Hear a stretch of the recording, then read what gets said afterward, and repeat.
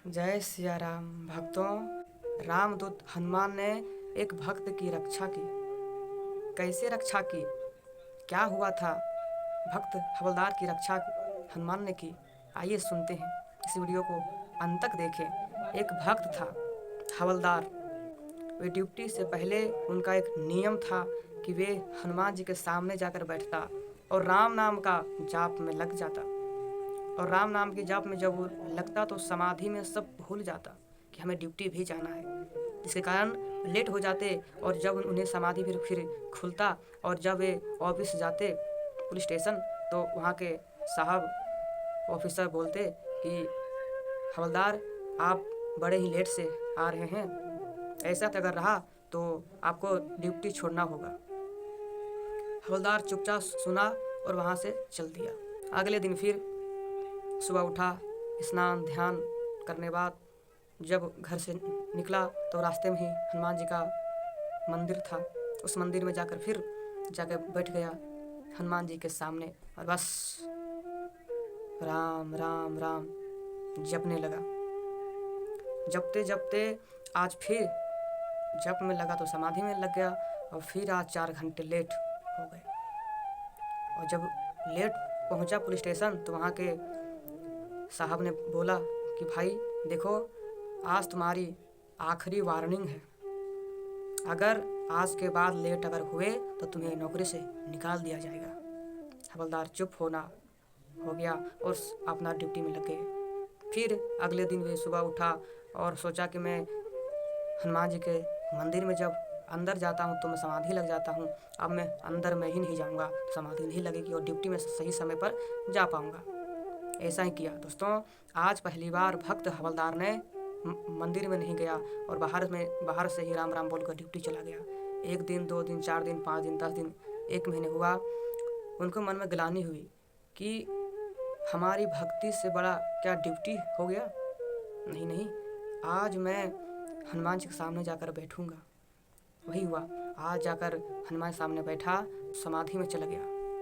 और समाधि में जब गया तो सुबह बैठा ही रह गया। शाम हो गया, 8 घंटा आज बैठा रह गया, लेट हो गया। बस राम राम का चिंतन। भक्त सोचा लेट तो हुए ही हैं और वार्निंग था अगली बार लेट हुए तो नौकरी छोड़ना पड़ेगा।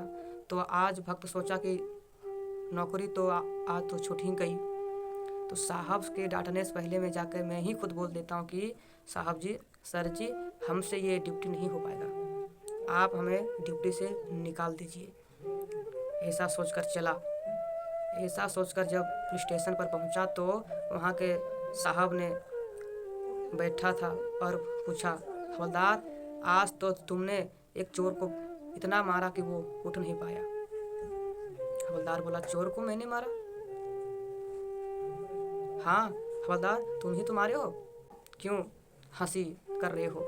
साहब, हमें ड्यूटी से निकाल दीजिए, मैं इस ड्यूटी लायक नहीं हूँ।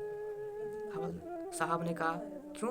तुम तो रोज टाइम पर आ रहे हो, आज भी तुम टाइम पर आए, ड्यूटी से तुम्हें मैं निकाल दूँ क्यों? हवलदार बोला, मैं टाइम पर आया हूँ। नहीं नहीं, आज मैं तो ड्यूटी आया ही नहीं हूँ सुबह से। साहब कहा, नहीं, तुम ड्यूटी आए हो, और भी यहाँ है हवलदार से तुम जाके पूछो। सब ने कहा, हाँ हाँ हवलदार, तुम तो सुबह सुबह ही आए थे, फिर तुम्हें नौकरी क्यों छोड़नी है? हवलदार दंग रह गया, चौंक गया। मैं क्या बोलूं? वो समझ गया। वे हनुमान जी के सामने जाकर बैठा रखा, प्रभु, आज मेरी जगह आप गए थे उस चोर को पकड़ने। धन्य है प्रभु, आज एक भक्त की मान आपने रख ली। जय सिया राम, जय सिया राम। फिर राम राम बोलकर रोता गया। प्रभु, आज मेरे कारण आपको इतना दुख हुआ, इस तुच्छ भक्त के कारण। बड़ा ही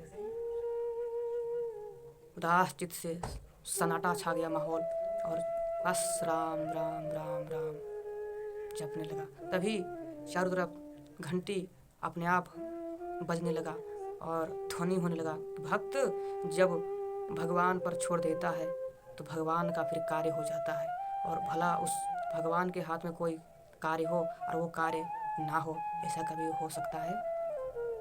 भक्त उसी दिन से आप ड्यूटी हो ना हो फर्क नहीं पड़ने लगा। ये भगवान के सामने जाके 1 घंटा प्रत्येक दिन बैठने लगा। दिनों दिन हवलदार से इंस्पेक्टर बना, इंस्पेक्टर से फिर उनका पोस्टिंग एसपी पर हो गया, एसपी बन गए, एसपी से भी ऊपर डीएसपी बन गए और उनका दिन चौगुनी होता गया। वे धर्म के कार्य में लग गए। कहने का अर्थ है इस प्रसंग से, जब हम भगवान पर समर्पित हो जाते हैं ना, तो हमारी जो उन्नति है वो रह नहीं जाती है। जब मैं भगवान पर सब कुछ छोड़ दूंगा ना, तो हमारी उन्नति एक ना एक दिन होना तय है। लेकिन समर्पण इन हवलदार की तरह होना चाहिए। जय सिया राम, राधे राधे।